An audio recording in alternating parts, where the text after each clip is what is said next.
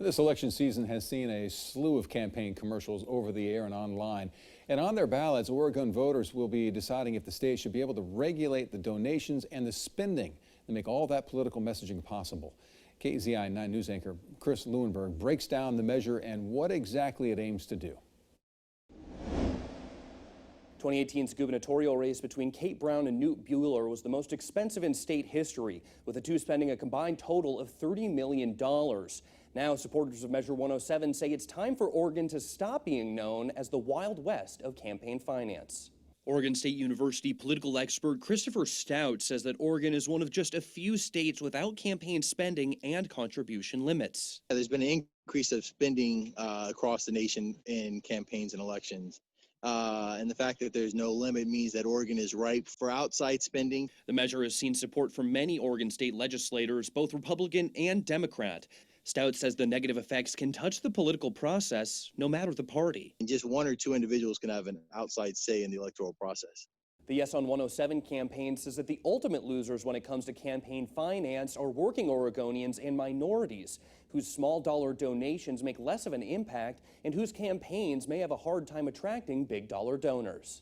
Well, it's not fair when one person gets to speak in the same room with a giant megaphone that is able to speak over everyone else. So that's fundamentally unfair, and that in and of itself infringes on other people's free speech rights. However, the Oregon Supreme Court has ruled the state's constitution doesn't allow for contribution and expenditure limits, as well as requirements on spending and advertisement disclosures, language this measure would amend to explicitly allow. It strips from the Oregon Constitution all of the protections that go above and beyond what the First Amendment already requires. Though there's largely bipartisan support for this measure, Libertarian candidate for Oregon Secretary of State Kyle Markley says that he fears limits on political speech. If you want to hire a speechwriter or print up some handbills or put an ad on TV, that money is spent for the purpose of political expression.